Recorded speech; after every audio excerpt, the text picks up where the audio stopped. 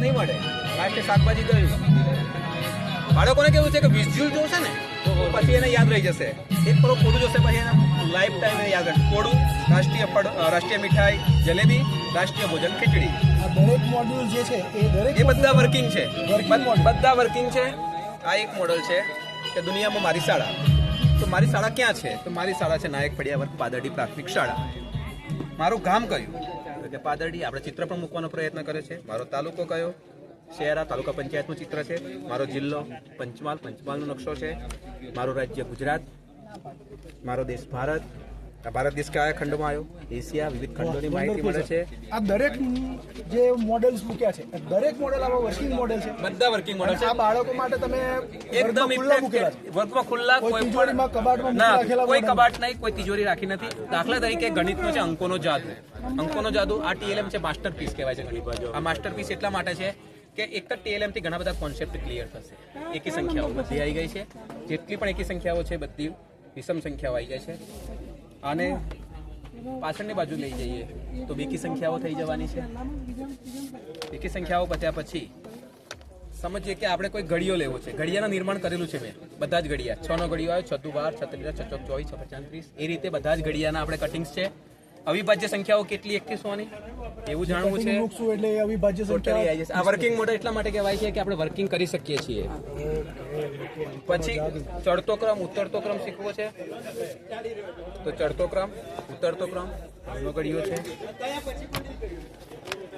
એ રીતે આપણે સરવાળા બાદબાકી છે કે 46 વત્તા 20 કેટલા થાય? તો 66. 46 વત્તા 3 કેટલા થાય? 49. 46 ઓછા 20 કેટલા થાય? 26 થશે. એ રીતે સરવાળા બાદબાકીનો કોન્સેપ્ટ ક્લિયર થાય. તો એક જ ટીએલએમ ની અંદરથી ઘણી બધી અધ્યયન નિષ્પત્તિઓ સોલ્વ થતી હોય છે. આના સિવાય આપણું એક વર્કિંગ મોડલ છે. બાળકોને તમે પૂછો કે બેટા તને 48 નો ઘડિયો આવડે? ચાલો હું તને શીખવી દઉં.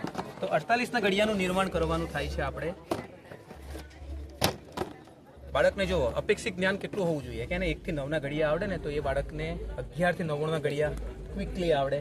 આપણે ધોરણ 5માં દાખલા આવે છે કે 3445 ભાગ્યા 48.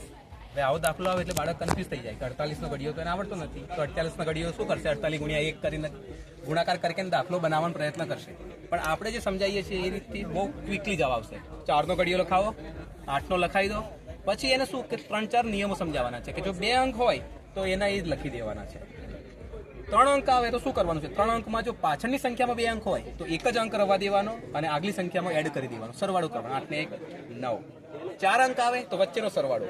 4 ના 4, 2 ને 2 4, 1 નો 1, 2 ના 2, 6 ને 3 9, 1 નો 1, 0 નો 0, 4 0 4, 2 ના 2, 8 ના 8, 4 ને 4 8, 2 નો 2, 6 નો 6. હવે 8 ને 5 13 આવે છે. તો 13 આવે તો શું કરવાનું છે કે એનો દસકો લેવાનો છે. 2 ની 1 3 કરી દેવાનો છે.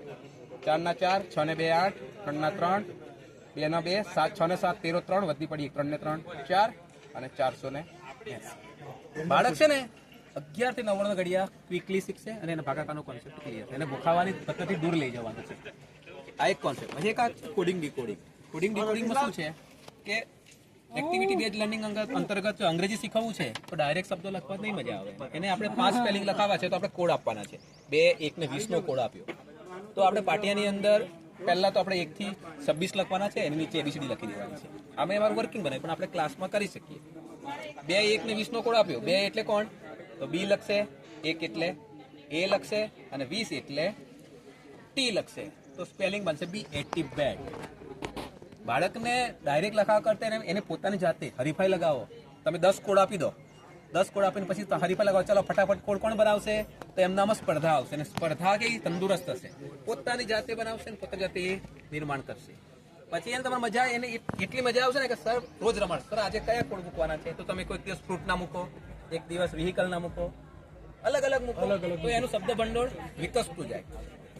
અંગ્રેજીની અંદર આપણે એક વર્કિંગ મોડલ છે ગણિતનું છે ખૂણાઓના પ્રકાર.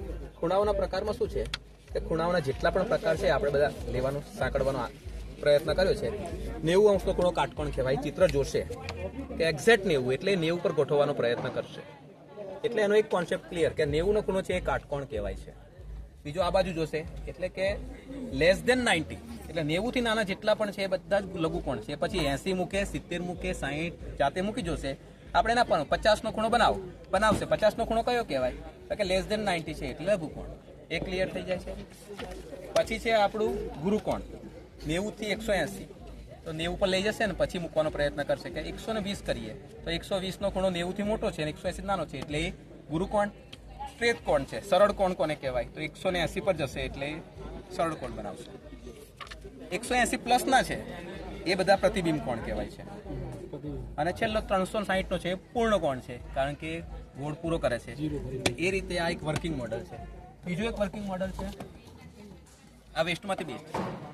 આપણે ફૂલ રેકેટનો ફૂલ આવે છે કે પછી આપણે નાના દડા આવે છે. તો આમાં શું કર્યું છે મેં? 6 નો ઘડિયો, 7 નો ઘડિયો, 8 નો, આ રીતે આપણે બધા જ ઘડિયા મૂકીએ. આના સિવાય આપણે એક અનાનસ બનાવ્યું છે. અનાનસનો શેપ પણ આપણે એવો પ્રયત્ન કર્યો છે હાલવાનો કે અનાનસ જેવું જ દેખાય. ઉપસેલું છે. આમાં મેં 3 લેંગ્વેજ લીધી, હિન્દી, ગુજરાતી, અંગ્રેજી. ત છે તો પાછળ હિન્દીમાં ત, ટી, ક અને કે 3 લેંગ્વેજો શીખવાડવાનો પ્રયત્ન કર્યો છે. સરવાળાનો જ કોન્સેપ્ટ છે. સરવાળાનો જે જેટલા પણ કોન્સેપ્ટ છે, એક અંકના સરવાળાનો એક અંક સાથેના, એ બધા જ કોન્સેપ્ટ આમાં ક્લિયર. ભાઈ 10 કેમ થાય? તો 9 ને 1 10, 8 ને 2 10, 7 ને 3 10, 1 ને 9, 2 ને 9, બધા જ કોન્સેપ્ટ ક્લિયર. 7 કેમ થાય? 6 ને 1 7, 5 ને 2 7, 4 ને 3 7. એ રીતે સરવાળાના જેટલા પણ કોન્સેપ્ટ છે એક PLM માં ક્લિયર થાય. સરવાળાના એક અંકના એક અંક સાથેના સરવાળા. ગણિતની અંદર આપણે આ ક્લોક છે એના ક્લોક. ધોરણ 4 ની અંદર પાઠ આવે ટીક ટીક. એની અંદર 24 કલાકનો સમય આવે. હવે તમારી આપણી નોર્મલ ઘડિયાળો 12 કલાકની અંદર આંકડા આપે છે 12 સુધીના જ આપે છે. હવે તમારી ટ્રેનની ટિકિટ આવે, બસની ટિકિટ આવે કે પછી તમે XYZ તમે કોઈ જગ્યાએ જાઓ તો ટિકિટમાં લખેલું હવે 24, 25